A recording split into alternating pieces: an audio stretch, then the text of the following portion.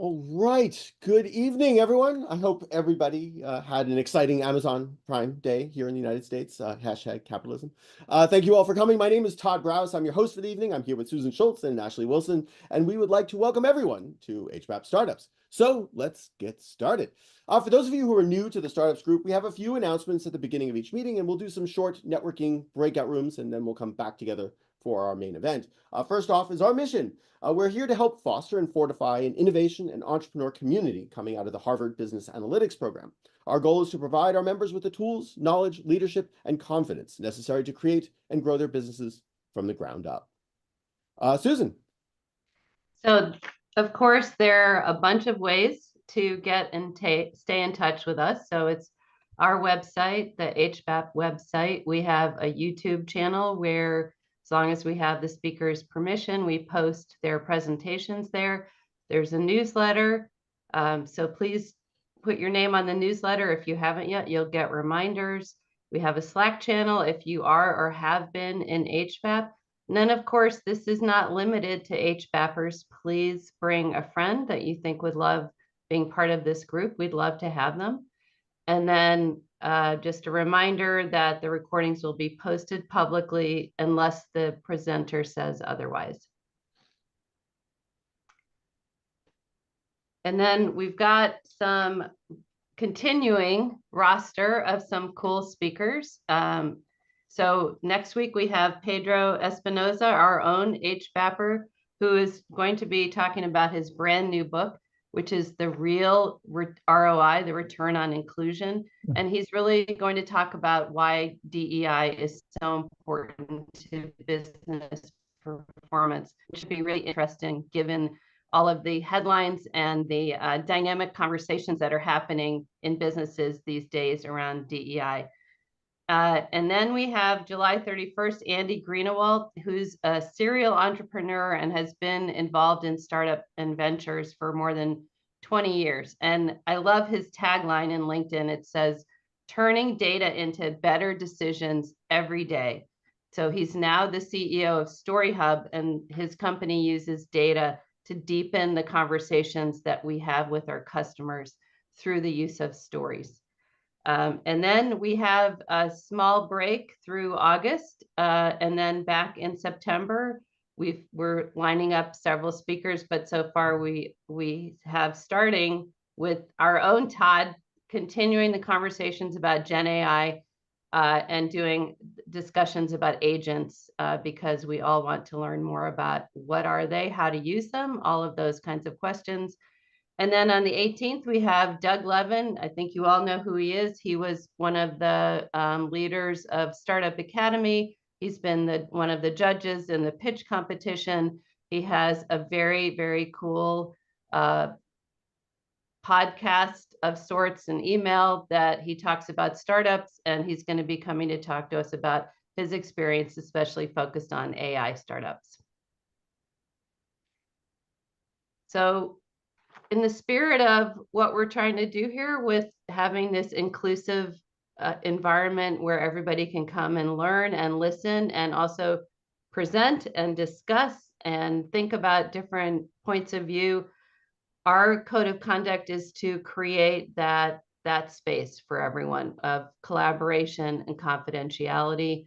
So as discussed, all rights are reserved by the presenter. They get to decide whether we post their recording, and then we all abide by our honor code.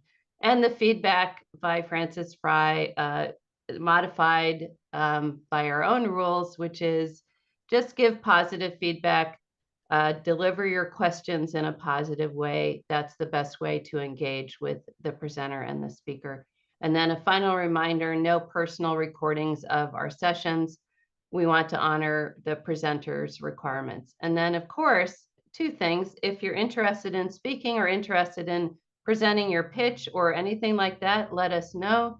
And then if there's something you want to talk about, like concerns about confidentiality or anything like that, just reach out to Todd and me and Ashley, and we will help you figure that all out.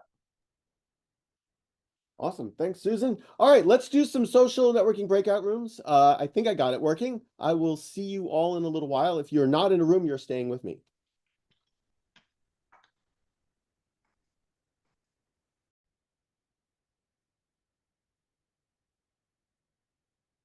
And everyone should be joining in a second. All right. And welcome back, everyone. Thank you all for your little breakout rooms. I hope you had fun. Thanks for coming. Just as a little reminder, the D-Cubed AI Lab is looking for some mentors. So if you are interested, please fill out this form, and maybe they'll select it. I need to do that. Shoot. All right. So just another one last announcement. But at the end of the night, when you exit Zoom, please fill out the survey. We are data people. We love data, so that really helps us.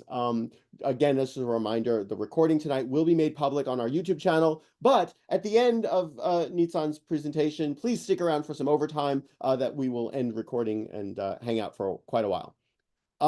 Okay. So it is my honor to introduce tonight's guest speaker, Nitzan Shaer. Nitzan is the CEO and co-founder of WEVO.ai, a user research platform that leverages generative artificial intelligence to deliver reliable insights in a fraction of the time that traditional tools and techniques require. WEVO represents his continuous fascination with what drives the decision-making process, and this is Nitzan's fourth startup as either a co-founder or an early team member. Before co-founding WEVO, Nitzan served as head of the mobile phones product group at Skype, where he collaborated with a diverse range of customers from over 150 countries. This role highlighted the challenges of designing experiences across diverse cultures and inspired him to build a platform that would provide insights to serve the unique needs of people from different backgrounds. At WEVO, Nitzan and his team have developed a platform that reduces the time required for user research from 50 hours down to 30 minutes.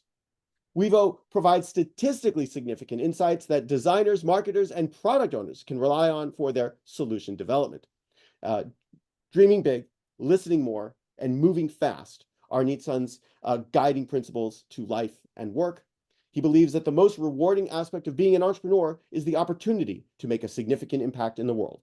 Now, without further ado, as is our custom here at HBAP Startups, if we could all please briefly unmute ourselves, and let's give a warm round of applause to Nitzan Shaer. Nitzan. Todd, thank you very much for that very kind introduction. And Susan, Todd, thank you for having me today on this beautiful summer evening. Very excited to be here. I'm also happy to have a group that isn't too big, hundreds of people that we could actually have a conversation tonight. So please, I am very much looking forward to learning from you tonight. AI is moving so fast and there's so much to learn, and no matter how much I feel I read about it daily, there is still more to discover. So very much looking forward to a conversation tonight. And we're going to make it interactive as well. We're going to do a case study together tonight. Todd had asked me to start with a little bit of background. Hard to follow that introduction. My mother would have actually believed everything you just said. But it's recorded. It's recorded. And it's recorded. That's it. It's done. It's on YouTube. That means it's true. So thank you so much for that. Greatly appreciated. I will just add, as sometime talking of my mother, sometime when I was young, I was evidently hit slightly on the head that caused me to continuously go back to startups and start new companies.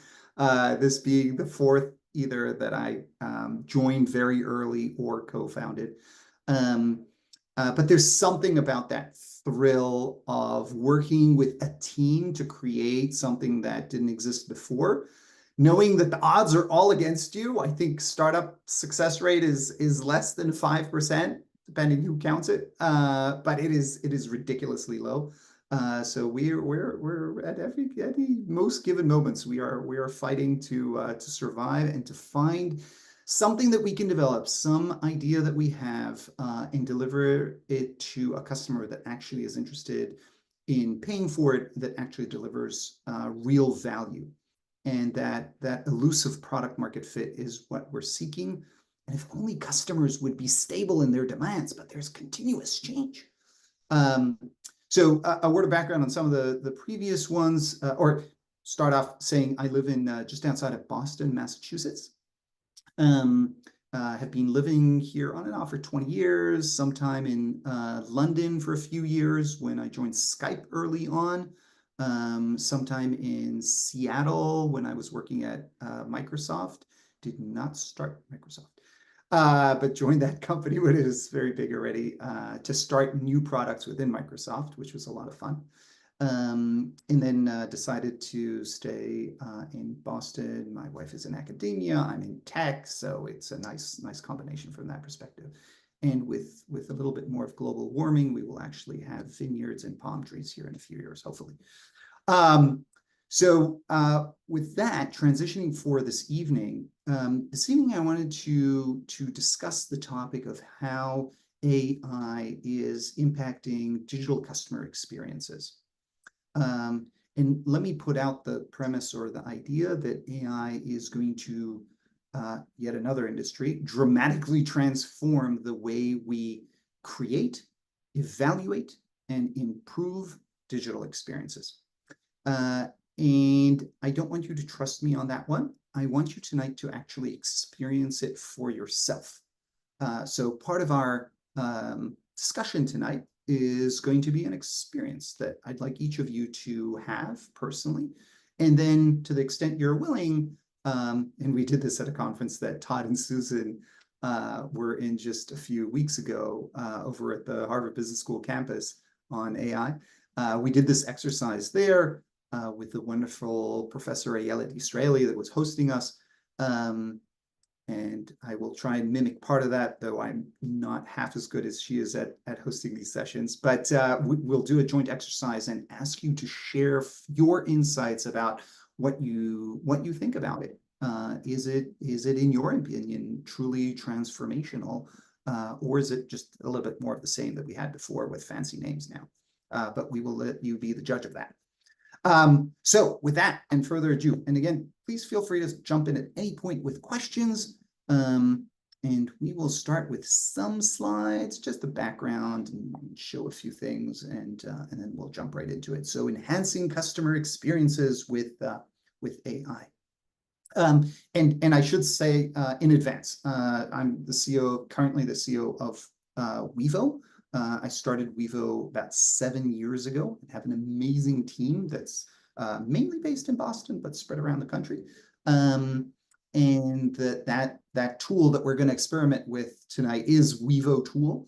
But I'm not going to ask you to, you don't have to put in your own email. This is for your experimentation, just because it's the coolest tool I know of to experiment on evaluating user experiences. So before we begin, yes, yet another conversation about AI transforming the world. Appreciate the time you're spending together, and we hope this experience is going to leave you with something new. And I'm very much looking forward to learning as well something new tonight. If you walk away today with only two things, one, I hope it is the idea that AI is fundamentally changing the process for creating, enhancing digital experiences. And two, that you have access to those tools today. It's not something that is in the science fiction realm, and it is not something that you need to pay thousands of dollars to. You have access to many of these tools right now, and we'll touch on them. Just before we get started or go any further, would love to do just a show of hands, so either a virtual like thumbs up thing or just hands up. Who here is currently involved in either designing digital experiences, creating digital experiences, or coding digital experiences? Yes, Todd does all three of those. Anybody involved in that currently? Yes? Okay, very good. I think we got at least half plus. Very good. So for those that are involved, this will be something hopefully that you can take away with. And for those not, this will be a really cool experience and insight into that world.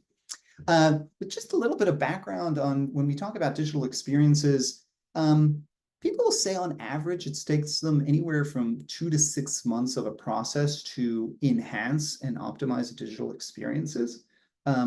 Usually that involves things like A/B testing, user studies, interviews, surveys to get feedback on a digital experience. A digital experience can be a mobile app. It can be a shopping cart experience online. It could be a website of the government where you sign up for a healthcare plan or any other digital experience. As a matter of fact, if you think of globally digital experiences these days, $9 trillion every year transfer hands online. It's like really big right now. And it's just growing bigger. But unfortunately, only a very, very small fraction of that is actually optimized. And it's beyond the websites that my mother asks me for help to get through. It's actually for all of us. There are many experiences that are frustrating and many that like, why didn't they do this better? Or why isn't the information I need there? And why isn't it customized to my needs? And it results in reduced acquisition, higher churn rates for companies, and so many products that fail because they just weren't good enough. So with that as background, I'd like to enter us on the case study for tonight. And in this case study, I'd like you to imagine that you have a company that sells something online or tries to convince people or explain to people what your product is online. Let's assume your name for this case is Julie. Julie was watching the dark clouds. This is how cases in Harvard Business School typically start. It's Julie was watching dark clouds from outside of her corporate office window on the 52nd floor. On her desk was a report showing that the digital customer acquisition costs were skyrocketing. Customers no longer found the company's digital offering compelling. Why was this happening? In front of her was a proposal from a large consulting firm offering a 2-month timeline to diagnose the problem and do a series of user studies at the bargain price of $1 million. By the way, $1 million is a common price. I know that because I talk to these companies all the time. And that is a common price for a 2-month project to evaluate your online experience. For anybody that wants to, I won't even mention the companies. It's the large consulting firms that you know of. Last week, Julie attended a Zoom talk. That's a reference to this talk this evening. And she heard that AI can now identify many of the challenges people encounter in a digital experience. She is contemplating if to look at what the AI has to say or simply move forward with the proposal. Make sense until now? Okay, we're together. Okay. I would like you now to choose a website, any website, website that you shop at, website that you read at, a website of your company, website of a competitor of your company, or a website that you're curious about. Think of a website that is a URL that doesn't require a password to get into the URL that you're thinking of. There are ways to get around that, but for now, we're going to keep it simple.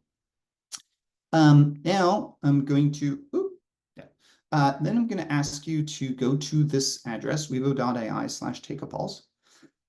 Best to do it from a laptop. You can do it from mobile, but it's going to be easier for you from a laptop.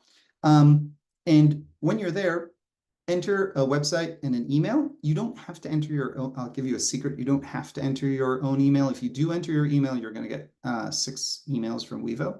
If you don't want to get those emails, don't worry about it. Don't just enter a random email. And it can't be Gmail, by the way.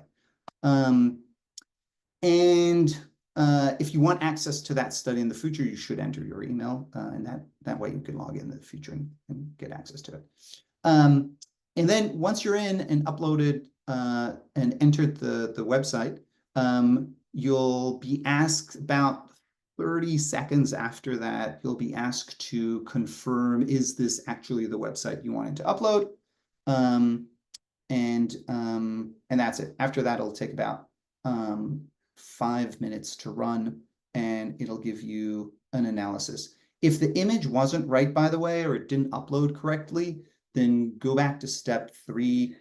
Go back to step 1. Just choose a different website, upload it again. And for full results, we'll be ready in about 5 minutes. Before I go to explain what's happening behind the scenes, which I want to explain to you how this AI is doing stuff. Any questions at this point? Is everybody advancing through this experiment? Okay. Some thumbs up. Okay, good. Oh, Okay. wait, Veronica's got her hand up, so sorry for interrupting. Veronica, I think it's a thumbs up, but Veronica, Yeah, did you have a thank you, question? Todd.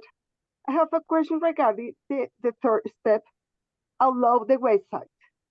You mentioned that it's not allowed Gmail.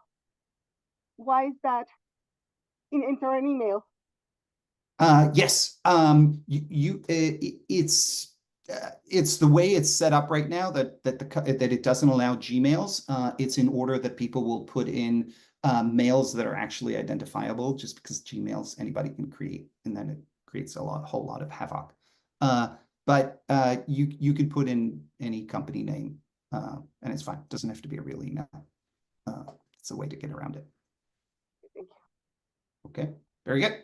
Okay, if anybody has problems, put them in the chat, raise your hand, we'll solve them. So in a moment, you're going to see what's happening behind the scenes, and I'll walk you through that. But what is the engine that's driving here? So basically, the results you're about to see are being processed by a large language model, specifically OpenAI's large language model. So not ChatGPT, but the back end of ChatGPT that we connect to through APIs. And we took the OpenAI model and we enhanced it. We enhanced it by a process that is, you probably well know and heard of until now, training it, and training it in a way that it is fine-tuned. So basically, OpenAI now claims to have sort of roughly 73 billion nodes in their network. And we took a layer over there and enhanced it with more information. What information did we use? We've collected over 1 million user study participants, the people that basically gave us feedback on websites. And we understand, they helped us score the websites, tell them what they liked about the websites, what they didn't like about the websites, what they liked about the experience, what they didn't, what would make the experience better for them. And we use that data to train this AI. So the AI has now become really smart in understanding how different people think about their digital experiences. So that's kind of the engine that stands behind this. So again, OpenAI fine-tuned on over 1 million user study participants. So that's what went into that. So with that, let me transition screens over here, and I'll take you into the product. I had prepared previously, taking out an oven over here, a website of NASA. This is the NASA homepage. I found the page really cool. You'll see the page on the left over here. And again, I'm reminding you in a moment, I'm going to ask you a few questions to share, but I just want to tell you what you're seeing over here. The first tab, the first thing that you saw as it was loading is the personas. Personas is really important. It's the personas that the system guessed this company is targeting. In this case, it guessed that NASA is targeting Astro Alex, age range, this is personas, right? Age range 18 to 35, a space enthusiast who keeps up to date with the latest space missions. Let me increase the size of this just a little bit so everybody can see it. Pursuing or holding a degree in astronomy or related fields with a strong understanding of scientific terms, appreciates high-quality visual appealing images, and frequents science blogs and forums. Geeky Gina works in STEM fields, enjoys reading about tech, self-proclaimed geek, not highly price sensitive. Edu trainer Emma, who's looking for interactive educational resources for her class. Galaxy Gary, Those are the 4 personas that it guessed. Now, if you're okay with those personas, you just let it run and continue. If you wanted to target somebody else while you're creating this website, not a problem at all. You can hit this button over here, customize this persona, and you can enter in regular English language whatever persona you wanted from anywhere in the world, and the system will do its best to optimize the findings for that persona. Assuming for a moment that persona is the person you are targeting, there are 6 areas that you're going to get feedback on. The first one is like a general summary, executive summary, think about it that way. Customer experience, the visual design employs impactful imagery. I'm not going to read through all of this because each one of you did your own. The offer, visual appeal. These headlines, by the way, slightly change depending on what it is that it looked at. It's going to give you a sentiment map. This is really cool. These are buttons up here, by the way, if you want to understand what people liked in this website. If this was your website and you're looking for compliments or a pat on the back, this is a great place to look because it'll tell you what people liked about it. Or if you're trying to improve it, you want to look at the dislikes. If you click any one of these, it'll show you where it is that there was actually a dislike. People did not like the continuous prompts from more NASA news, or predicted to not like. The intent of Astro Alex and Geeky. So Astro Alex logged onto the NASA website in order to find opportunities for public involvement in astronomy. He wants to participate in asteroid tracking citizen science project. And Geeky Chino visits the NASA website to get updates on the latest space technologies. And EduEmma is searching for interactive educational resources. Then the system will give you actually recommendations on how to improve the website. I won't go through all of these. I want to actually hear the ones that you found. And it'll give you a score on a scale of 60 to 100 of how good this is. Very shortly, in about 3 weeks, it'll also benchmark you to other websites in that industry. So to show you where you are on that benchmark. And finally, a very powerful tool, which is an open chat that it allows you to ask any follow-on questions you have. Things like recommended images that I can use, what imagery would be most persuasive, how can I affect change or cause one of these personas to engage more with this topic. Okay. Let me stop over there because I'm really interested in hearing your thoughts and your observations. And I'm going to start off with 2 questions. First question is going to up here. First question is going to be, what did you learn about your customer's perspective or the users of this website's perspective? Which of the recommendations did you find most helpful and which were not helpful? And I'd love to hear your thoughts. Small form. Go ahead, Dawn, please. Thank you for being the first volunteer here. Sure. Well, actually, I have a question first. Sorry. So I did put in a website for a philanthropic organization, basically to look at how well their message was coming across. And also, obviously, they're trying to solicit development and fundraising. On the free version, it looks like maybe not all of the things that you showed us with the NASA site are available. It looks like I see finding, sentiment, and intent, but the recommendations are not visible. Is that, am I looking at this correctly, or am I missing something? Could it be that there's a timer under the recommendations and it's still being generated? Oh, okay, that's what it is. Yeah, the bar. Okay. Yeah. It could be that a lot of people are using it right now. Okay. Typically, it doesn't have 30 people hit it at the same time plus regular usage. Could be that it's taking a little bit longer there. It Okay, will awesome. show up though. So what I have seen so far populate was really interesting. I was kind of listening to you and watching your slides and trying to read the assessment of the site that I plugged in. I look forward to seeing the recommendations and the rest of the information when it comes up. Good. I'm curious, what did you think about the personas as they came up? Was that a good match? And was that helpful, do you think, to this, assuming you're in the shoes of this, the philanthropic organization, do you think that that is who they're targeting or something that would be helpful to them? So I just kind of glanced through two of them quickly. I would say, pretty good. And for this organization, this is a smaller organization that does not have a lot of paid staff. So something like this, I think, would be extremely helpful to them because they just would never have the resources. And honestly, probably not the right skill sets to provide this kind of analysis, much less affect the changes. So I think this would be very helpful to them. Fantastic. Fantastic. Thank you, Dawn, for sharing that. Good.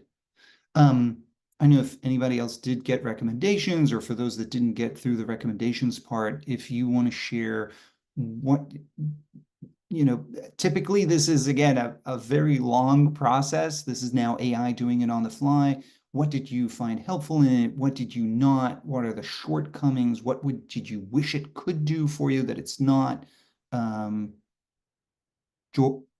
George?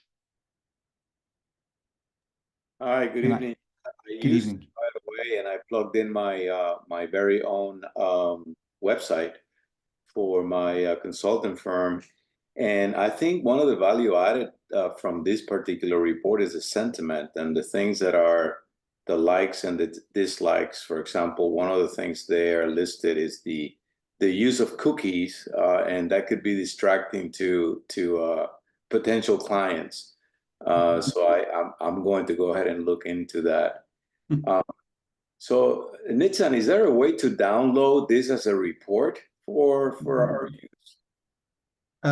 Coming soon. So currently there's a button at the bottom left that looks like copy. So it's two squares, one next to the other. So you can copy that and paste it into a PowerPoint or a Google Doc. There's also in the top right corner, there's a, still see my screen. This is a share link. So you can just hit that and then paste that, and you can share it with anybody. They'll see the full report, or over here at the bottom, you can click that and then copy this. That'll copy the text that's over here. Soon we'll be downloading all of this to PowerPoint, but hopefully that share link will be helpful. Thank you. But thank you for sharing that. Indeed, both the personas is something that that many find, as you said, and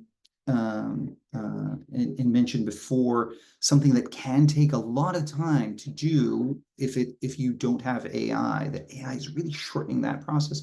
And you mentioned the intent and sentiment. Also, AI is very good at that element. So thank you for sharing that. Good. Time for two more before we move on to the other questions. Anybody else want to share at this point? Okay, I'm going to pop up two more questions and we'll Divya just raised her hand. Sorry. I'll call. Fantastic. Divya, go ahead.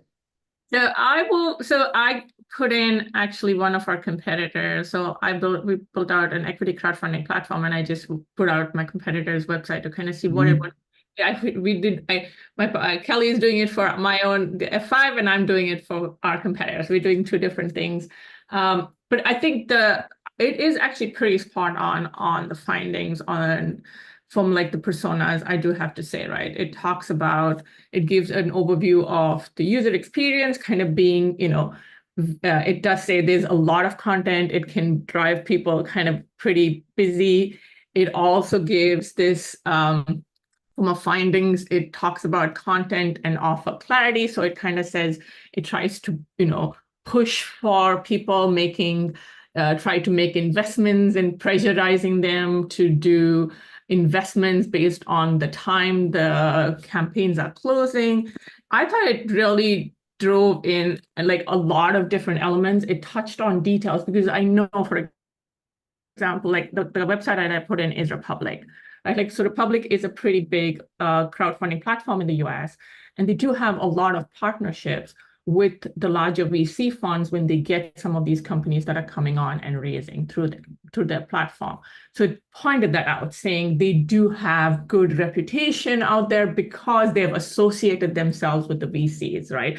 So it's touched on a lot of different things, which I found really good, that it touched on the perceived notion, what is happening with the website, the display of the website, and then even kind of going into the personas also, I thought was like really nice from, like, it touched on the investors, right? Like the age profile of the investors themselves, of who come to the platform and who they're engaging, to the entrepreneurs that they're that they're trying to target, the types of companies, right? Like, so they talk about like Web3 and AI things. So there's a lot of stuff that I felt it pulled up pretty quickly. I have not had a chance to just finalize the recommendations, but the other pieces, I thought it kind of did a very good analysis of what Republic is. And I do have to go through and actually read the recommendations.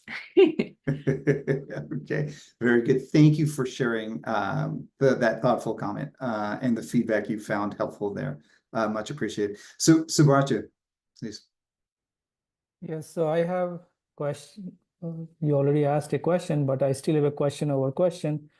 Go ahead. Is that, from the customer perspective, right?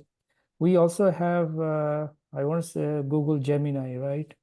And also you are bringing this product. Did customer share any experience comparing with Gemini and with your product in terms of I will say how they feel about these two products? Yeah, so Gemini is a because the one thing I want to just want to stop a little bit. The purpose of asking is, how did you choose that this is a minimal viable product for you? Oh, fantastic. So two great questions over there. One, Gemini versus ChatGPT versus Anthropic, or OpenAI versus Anthropic. There are multiple LLMs on the market right now, and I think it's right now for the tasks we saw that we need to do after evaluating all of those, we saw that OpenAI is the best at performing those tasks. And the way we knew, when we say, whenever you're evaluating an AI, you want to have as accurate a target to measure it, a yardstick to measure it by. Is it a test you wanted to pass, the bar test, or any other test you wanted to perform? And in this case, it's how well is it evaluating user experiences?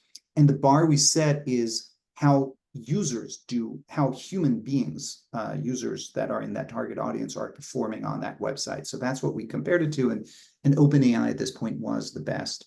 And then we took the OpenAI and then made it even better by fine-tuning it on data that is specifically how human beings react to websites. So we took that and made it even better. However, in the future, it could be that we will flip to Gemini if they continue to evolve, or into Anthropic, or to something else, and we continuously evolve it. Claude just came out with a really nice improvement on the UX and coding front, so very much looking at that opportunity. Regarding your second question on product market fit, and just for, I think everybody here is in the startup field, right? But it's a really, really good question. And I will tell you, 4 startups in, I'm not sure I have a definitive answer to say this is the day that we've hit product market fit. I'm still trying to figure that one out. I think we decided to launch a product after we put it in front of a number of users, real users, not AI. And they said, this is providing enough value to me that I am planning to use it, and I'm willing to pay for it. It's not just, hey, Nitzan, you're a friend of mine, I don't want to insult you, so I'll say I'm going to use it, but rather I'm willing to pay for it. And after we pass a certain number of users that tell us that they're willing to pay for it, then we believe we've reached something that's good enough. But you're seeing now the product you just saw is iteration number 50. And that's over the past 6 months. So we launched this in January, and every week we're making it better and better and better based on customer feedback and based on AI feedback as well. So and if you go in 2 weeks from now, you're going to see a better product as well. Hopefully that's helpful, Sabardo. I know it's Yes. not a definitive answer. No. Thank you for answering the question. In that respect, I have another question. It's not a question, it is just for my own clarification. Basically, I want to understand is, see, so once you define yourself a great product fit to the market, then you have a venture capitalist who will be funding you for, or maybe funding you for another growth opportunity, or maybe if Gemini comes with a new product, new things, because they are what do I say? It's a huge corporation, have a lot of resources to come up with a new product. How do you see whether you will be pushed a little bit to the side, and you'll be asked to, hey, we have Gemini, and you will be using Gemini thing on your platform?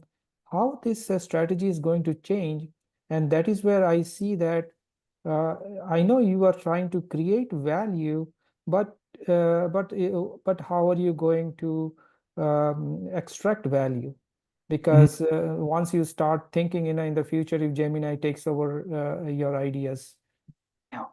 Yeah, so you're asking a really good question on defensibility and how do we build a moat around our company to defend from competitors and others, and even the platforms that we're using to come eat our lunch and say, oh, that's a nice idea, I'll do that.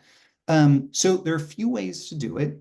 The one is, in the world of AI, one way to do it is by having unique data that you can train the LLM and be better than whatever the public LLM is doing.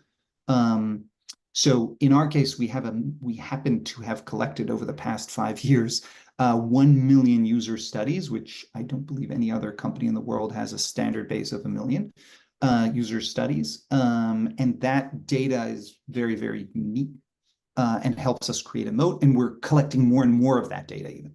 A second method we're using is patents. So we've had 6 patents granted to us, and we have 11 patents pending. So that's another way to create a moat. And a third way, interestingly enough, is to move really fast. So we're embedding ourselves right now into some very large companies, because this talk is going to be published. I will not mention companies, but multiple Fortune 500 companies and large, very, very large agencies that we have partnered with and are using this product. And our goal is that they are going to fall in love, use this product in such a way that it's very hard for them to rip it out and use a different way. Subrata, hopefully that was helpful. Thank you. Those were excellent questions. Roshini, please. Thank you, by the way, for this session. Very, very informative and very insightful. Two questions for you. One is, when are you extending this to apps and beyond websites? And then second is, what kind of training data did you use? I don't know if you already went through that. I apologize, I joined a little late. No problem at all. 2 great questions. So one, there's a way to use it in apps right now. So when you log in the second time, not the way I showed you through the WEVO.ai/take-a-pulse, but if you log in now the second time to it, to the app, just WEVO.ai, and then in the top corner there's login, you'll basically see, I'll show this just in case anybody does want to use it for apps or for websites that have not Figma prototypes. So you can, I'll say something about that in just a moment. Here, let me just share my screen again, because I stopped sharing. It is this screen, I think, over here. There we go. So the next time you log in, you're going to see this page over here. And if you take a picture of the app, a snapshot, you can upload the image, and then it'll analyze the image that way. So it won't go into the app, it'll just upload the image. This is a way to do mobile. Oh, and you change this to mobile. So that's desktop, that tells it that it's on mobile. Got And that's it. a way to do it. And if you want, you can do either a single page. We did an experiment with a single page. Or if you want to do a multiple pages, like a journey, right? So Yeah. let's say somebody saw an ad and then they went to the app store and downloaded it, and then they saw these 3 screens of the mobile app and analyzed that whole thing, or here are 5 competitors and tell me the difference between them, or Yeah. any other thing you can imagine to do there. So Are you that's the way to do it. are you planning on incorporating a marketplace specific insights? Say more. Meaning, are you targeting mainly this for the US marketplace, or are you looking to go beyond regions, right? To make it very specific based on how you're targeting.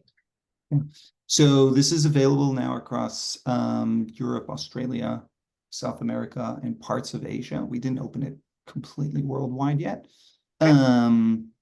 And it supports European languages, 6 European languages plus English currently, but we're about to open another 135 languages soon, because there's applicability for this around the world, for sure.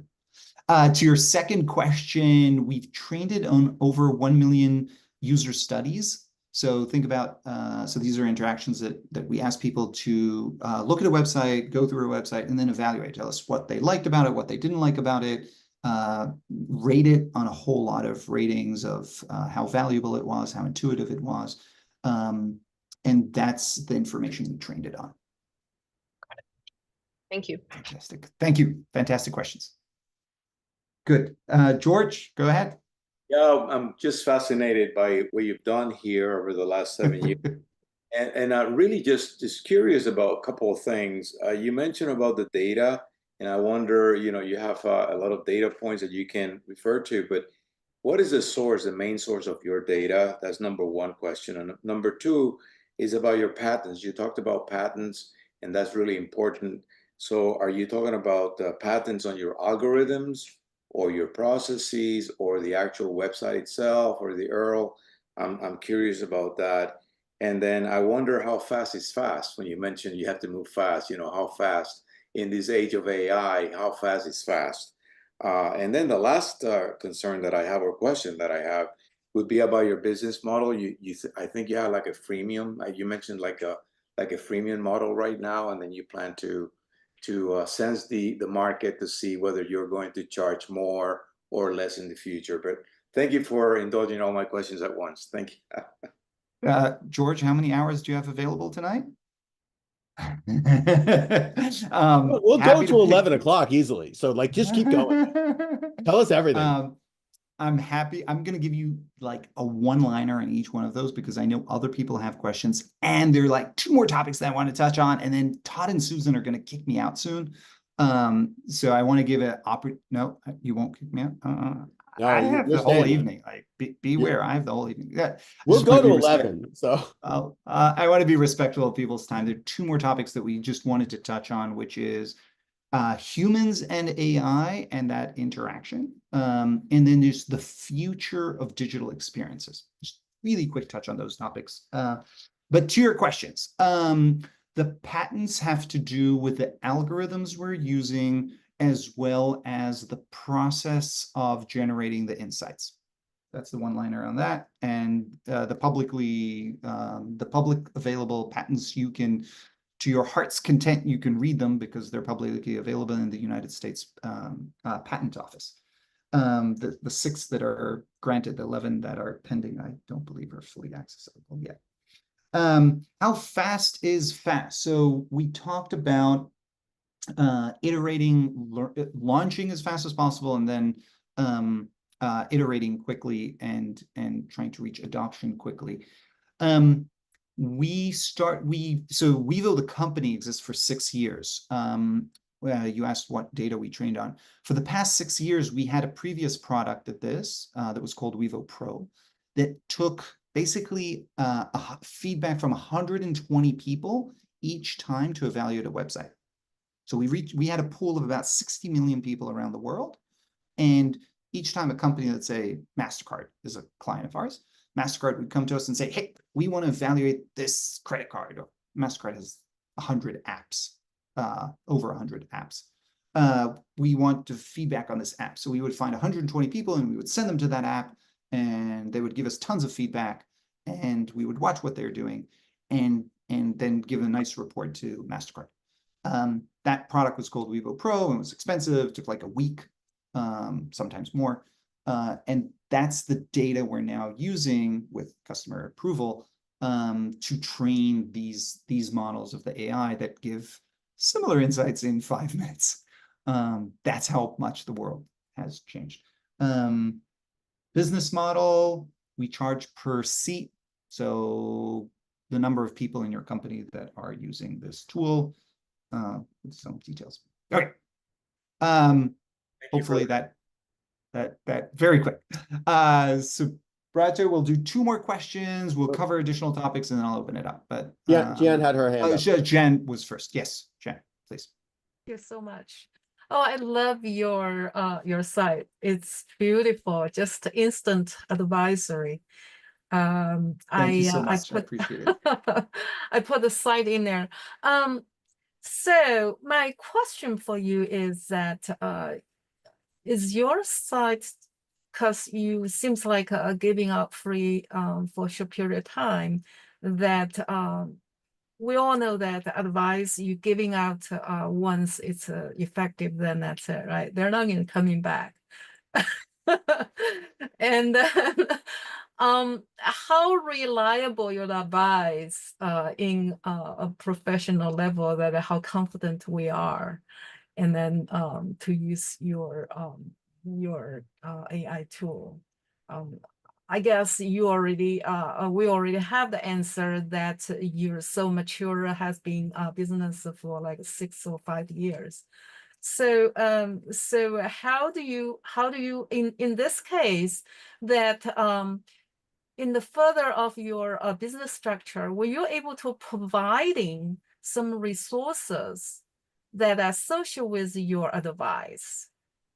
In that case, then you drag your customer along with you. You make more money. Is that right? Excellent business question. Excellent business question. So let me answer that at a few levels. One, if somebody used our website for free, for our service for free, and made a better experience for their customers, we're happy. Right. That's great. We made better experiences. The world is a better place, right? We did our little part in making the world a better place for somebody. So everything you did tonight is free. You didn't pay us anything. Enjoy it. Hopefully somebody we heard helped a non-for-profit organization and somebody got insights for their consultancy. That is fantastic. If that's the last time you want to use it, that is okay as well. That's fine. That's fine. We sell to companies. Companies pay us when they have when they want to continuously learn.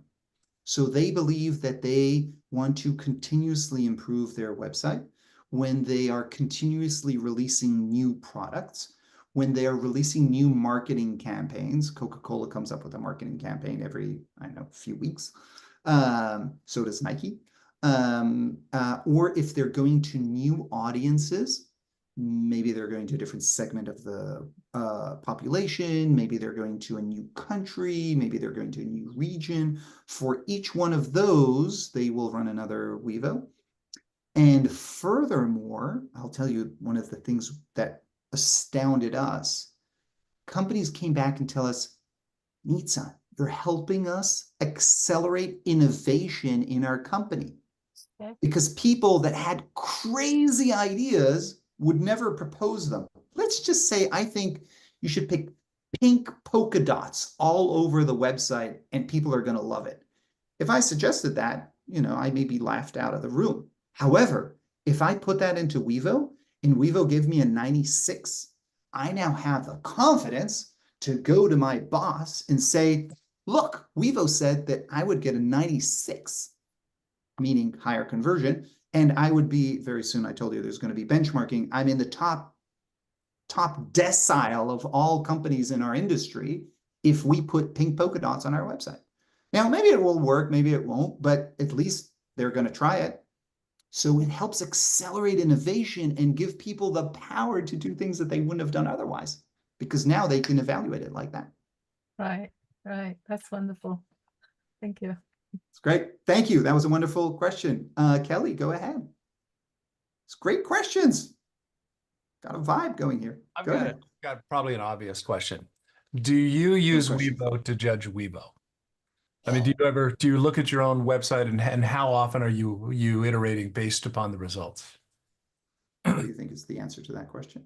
I think you probably do it, but I looked at your score, which would indicate it's fairly average. I think not average in like a ABC level, but I mean, I'm having so much fun playing on this thing. I'm throwing it every website known to man, and you know, you're in that like 84, 86 or whatever that is level. Yeah. And there's a lot of recommendations there. I'm thinking, how often are you taking your own recommendations? Yeah. So yes, we use both our products on our website, both the WEVO Pro and the WEVO Pulse, and we have iterated our website a few times. The score we're seeing is slightly different than the score you're seeing because we hone in the target audience, not to what the AI thinks that we're targeting. We have a slightly different target. So it knows that our product can be offered to all sizes of companies and a very, very broad range, and educators and all sorts of people, but we're very much targeted on a certain segment of the market and a very certain type of persona, because as a startup, we can't boil the ocean. It's not strategic. So the system does not know business strategy very well. We never trained it on business strategy, and it doesn't know our business strategy. We didn't tell it. So the way we're informing it is we're telling it to go after a very specific persona, which is the persona we want to focus on. And in that persona, our website does really well, like very high. So it's really the key is the personas, right? I mean, this is because I just accepted the personas on every company. I've got several websites of different companies, and I was kind of laughing when I was reading because I want to send it to my folks because I think you're spot on. But the key obviously is getting the right persona for what you're trying to accomplish. That's exactly right. How do you? It will give you a different persona is an output of the system, but it's also the input to the system. And it allows you to, we did in kind of like a nifty way over there that we said most people, we just want it to be easy. So we turn the output directly into the input. But if you want to change it, you just do customized persona and you put in the persona you want. Yeah, but I don't mean that question to be flip. I love this thing. I'm having so much fun with it. And I've found that one of the websites that we're involved with is not as bad as I thought. So I like that. Very good. Very good. Awesome. Yeah. Thank you so much for that feedback. I really appreciate it. And Todd did well. He told me this group would enjoy it and would be very good for a joint experiment and conversation. So I'm very glad to hear that. I follow up on that. How do you? I mean, it almost feels like, you know, we've got people who are really good at prompts and prompt engineering and AI. With this, you've got to be really good at persona engineering. And I would think, how do you do that? How do you modify your personas? Does it just take iteration after iteration and practice after practice, or? It is. So part of the training data that we gave it was a lot of information on the people that gave the feedback. So when we were collecting the user studies that I mentioned earlier, the 1 million user studies, we had a lot of information about those people.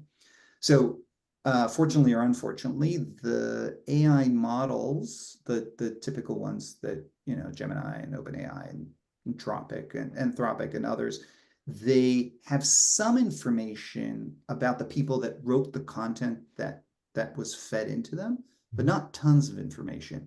We do have tons of information about the people because they give it to us voluntarily. We pay them for it. So we're very rich on the persona side. Good stuff. Are you is it appropriate for me to ask? Are you fundraising? Where are you in your business, in your journey? We are. It's just a little bit more actually before we go over to cash flow positive. But yeah, we are fundraising.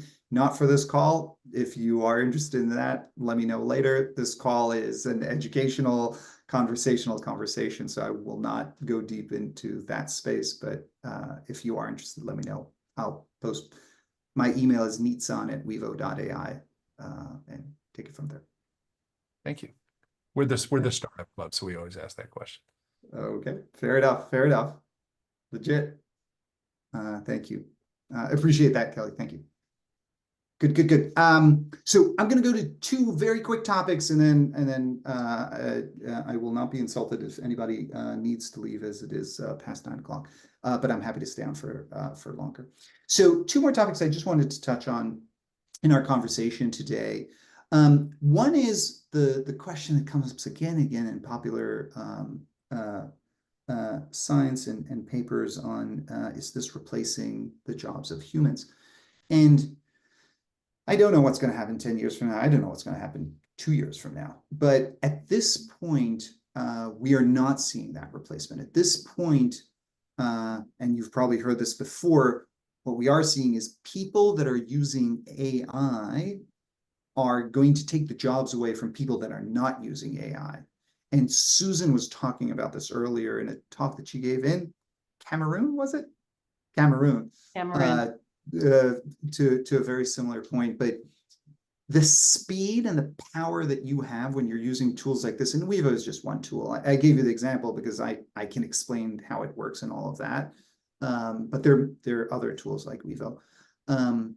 And so many are evolving, and Figma is doing cool stuff, and Adobe is doing cool stuff. And the power that you have if you are using tools like this just makes you superhuman.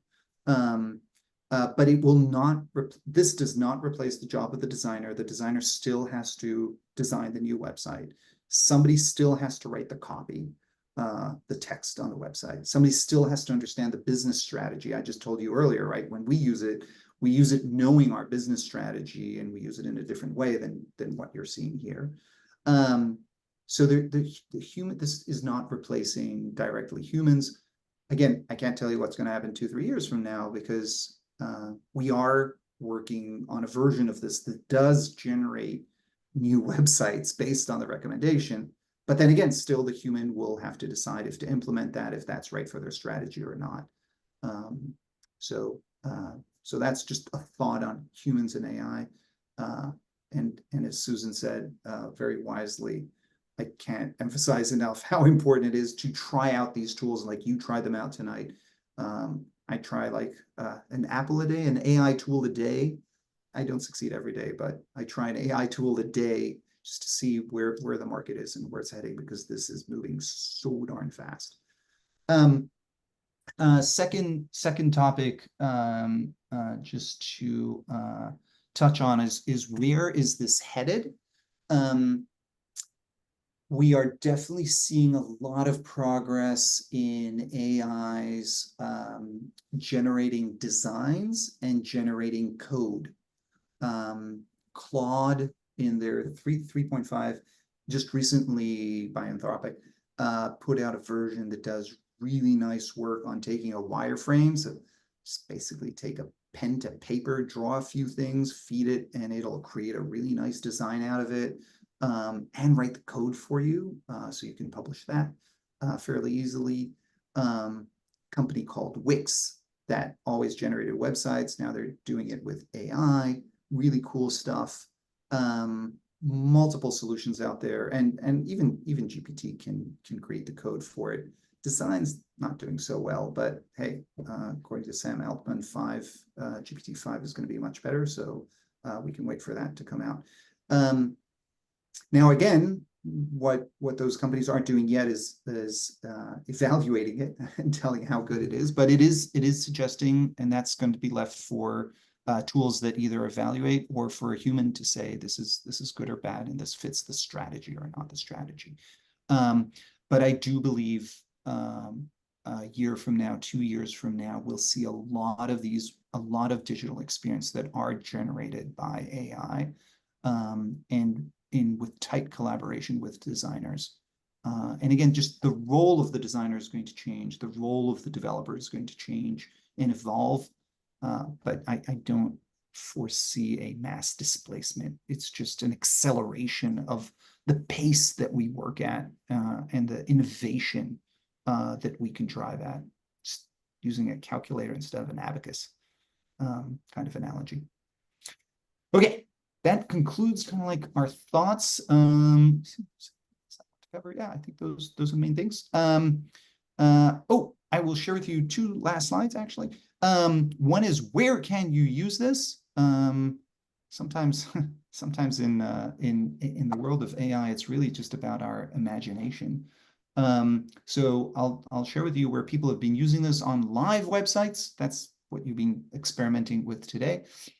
On pre-live, so when you have a concept, an idea, a prototype, or just messaging, you can upload an email to this. It'll evaluate the email as well. If you want to compare and evaluate multiple ideas that you have, concepts that you have for a new product, for a new startup, right? It's really cool. Competitors, and anytime you want instant. And then if you want to reach out to me with any further questions, I'm going to stick around here. But if you do have questions, my email is nitzan@wevo.ai. I live in Boston. Always happy to meet up for coffee and have a chat with a fellow entrepreneur. Susan, take it away. This is just wonderful, incredible. I don't know if you can see the chat. It's super fun. Like, there's a new name for you called rabbithole.ai from Kelly. Love it. And then Divya saying, would love to see the list of all the AI tools you've tested. That I too would love to see that. And then a question for you. So, because I was looking at your price, as a bootstrapped startup, a little steep, but so does it remember all your stuff, right? Does your data, like if I just did an evaluation of our website, it was great, spot on, all the stuff that we need to work on. So does your product remember the company? So if I go in and then start doing email evaluations, like you said, is it also looking at all the scores that it's given us already, or how does that work? It will, until you tell it to forget, it will remember. It'll give you a list on your left-hand side of the panel. It'll give you a list of all the previous ones you've done, so you can track yourself the progress. If you're asking if it's learning on those, it's not learning on your data. Okay. So we do not learn from the pulses that we run. We have a different pool of information that we go to in order to teach this system new tricks. But it's not on your. We do not learn from the studies that you're running. We don't use that information. If you tell the system to forget it, it will forget it ever ran them, because privacy is really important in this world. And Susan, if the price starts like really cheap, but if you want it, people at high places, I can give it to you for free. Like, don't worry about it. Awesome. I want you to enjoy it and get good stuff out of it. This was a nice experience today, and I'm not willing to talk prices. This is a tool, an example, and I chose it because I know the inner workings of it. But you can get it for free. Don't worry about it. Free and friends. Sure. Victor, go ahead, please. I'm sorry. I think Garrett was ahead of me. Okay, sorry. I It's all right. apologize for not being able to track. Garrett, go ahead. Quite all right. Thank you.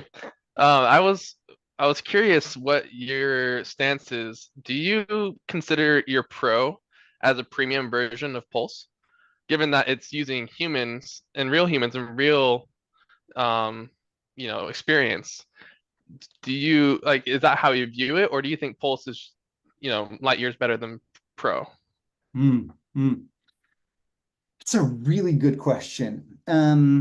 So I will say two things. Each product has its advantages. The AI has its advantages, and the feedback from human has its advantages. The advantages of the AI is, one, that it's very, very fast, 5 minutes. The human feedback takes a week. It can take up to a week. And the second advantage is that it actually gives recommendations that are typically spot on. The human product doesn't give recommendations. It just gives insights on what are the problems. It doesn't tell you what to do better necessarily.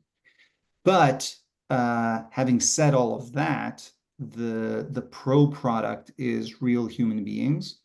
And that is what is training the AI. So the gold standard is human feedback, and the AI is all being trained to mimic human feedback. So from that perspective, that is the superior source of truth that we are using. I agree with that. Yeah, does that make sense? So the human decides what's good or bad, and the AI is trying to emulate the human. Definitely. Yeah, I agree with that.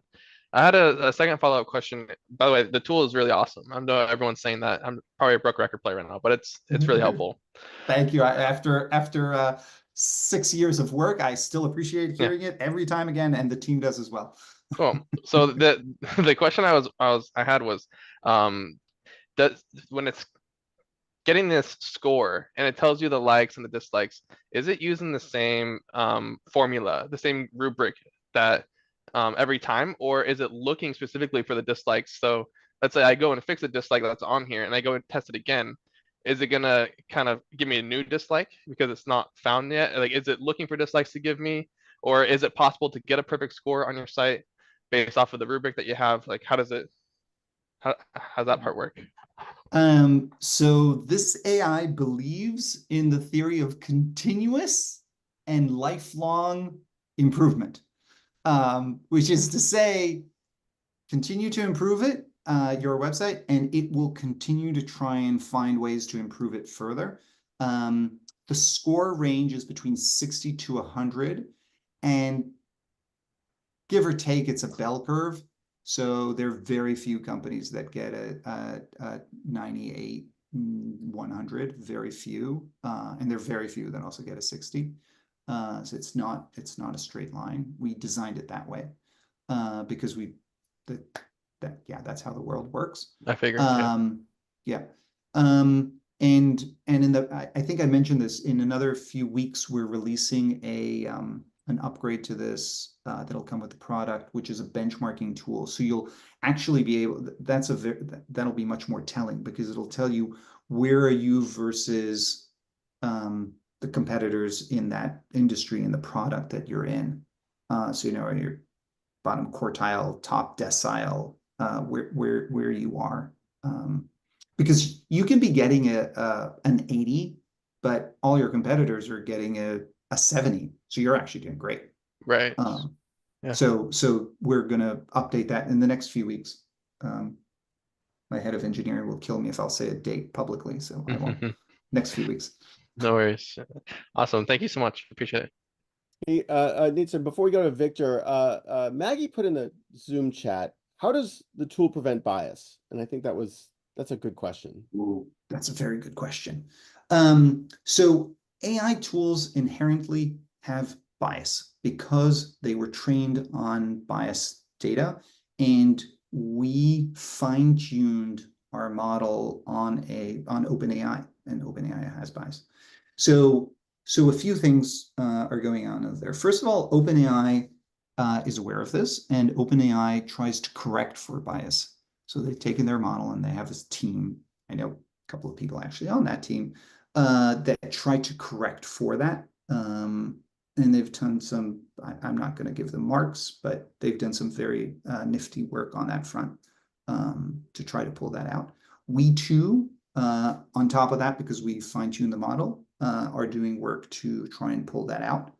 But I am not in a position to say that it is biasless. It may have, and that's why I always say anything you take from this tool or any other AI tool should pass it through your personal evaluation and see how you judge it. This is not a tool that you let loose and do all the changes on your website. You have to still evaluate it. It's an aid. It's a smart aid, but it's an aid. It's an intern. It's a assistant to you, and you have the ultimate decision of what you think is right or wrong to do. It's a great question. think it's Victor next. But Victor, please then correct Donna. me. Yep. Yes, thank you, Nitzan, for presenting this. This one is pretty intriguing. And congratulations on being where you are at this point with this. I was Appreciate it. wondering, in the process of gathering your data, you mentioned that you collect a lot of information about the people providing their feedback. Did you purposefully include, exclude, discard, disregard, or even weigh the input that came from people who may have identified as a web designer or a customer experience expert? Good question. I stand to be corrected by my team, but to the best of my knowledge, we did not give weight to that. I do know for a fact that the number of web designers in our data set is relatively very, very small. But because we most of our companies are not looking for web designers, I don't know, can't off the top of my head think of too many of our clients that target web designers. So we wouldn't be searching for web designers. But yeah, I can tell you, like, I know of multiple holes that we have in our training set. Like, we did not get to 8 billion people. So we do have holes in our training set. Right. And you know, if it's one of the reasons why we don't sell this product in certain geographies, because we just don't have enough data about that. Sure. And if it's a few in a million, it's not going to be relevant in any case. Exactly right. I just wondered how you would have addressed that aspect of it. The other question, if you don't mind, you talked about 2 of your ventures out of 4, I think you said. I'm wondering if your other 2 are in this realm of data or data-oriented products or something different, and whether they are or not, I'm wondering if your customer journey, got the customer in the mind, your entrepreneur's journey is any different on this one because of the pace of the evolution of AI and keeping up with staying on the forefront with what you've built? Yes and yes. So previous, I already mentioned earlier, I didn't start Skype, but I joined Skype early. Phenomenal experience. Lived in London during that time. And did another startup, and the most recent startup was Deep UI, which was in the space of user experience. I will say that the pace in the past year and a half, 18 months, is unprecedented to the pace of change that we had to deal with before. We rewrote entire chunks of our product 3 times already, because it's just the technology changed so much in the past 18 months that we just had to start from scratch and rewrite it. That did not happen to me in my previous startups that I was involved in. Like the fundamental language was fairly stable. So things from that perspective, business wise is also like the landscape around us is changing very, very fast. I don't recall a time in which so many companies were simultaneously launching so many new products at the same time. I pride myself in reading a lot. I cannot keep up with half of the stuff that I think I should read. Just because the number of new solutions that are being offered, features, everybody is doing AI. A lot of it is not good. A lot of it will be good after they iterate on it 5 times. But there's definitely, I think we're in an unprecedented time of speed of change. And I can only hope that many of those technologies and advancements will be for the betterment of mankind and deliver better experiences. Unfortunately, technology has had many promises in the past that I think have not manifested. Social media being one of them, with many dangers that we're still learning about what that is doing to kids, and uncontrolled. And I hope this iteration is going to bring a lot more good than bad, but still unknown. Yeah, Still it unknown. seems like a lot of good. And just one last aspect, if you would indulge me, please. Please. The question about AI generated content, you mentioned that your product will generate a website, will generate code. Your typical client seems to be someone who's using it for their own commercial purposes, but not commercializing specifically the output of the AI. How do you feel about the entanglements and all of that subject of who owns what, who can copyright what, and as of current legislation, let's say in the US, to narrow the question? What are your thoughts on that aspect? Victor, good question, and I don't know I have the full breadth of figuring out the entire legalese of it. So I'm going to hold an opinion on that. But we are here, I will say the following general statement. We are here to serve our clients, to make their life easier. We are very, very focused in our company on three main values.